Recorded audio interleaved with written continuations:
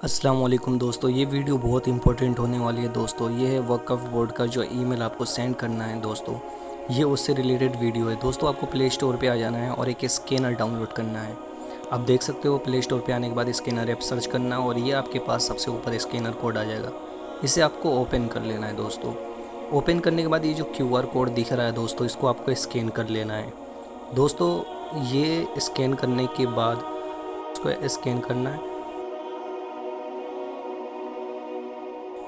ये आप देख सकते हो ऐसे लिखा हुआ आएगा। फिर आपको ओपन ऊपर जो लिखा हुआ है उस पर क्लिक करना है दोस्तों। उसको क्लिक करने के बाद आपके पास कुछ ऐसा इंटरफेस खोल कर आएगा। उसके बाद आपको नीचे ओपन जीमेल पे क्लिक कर देना है दोस्तों।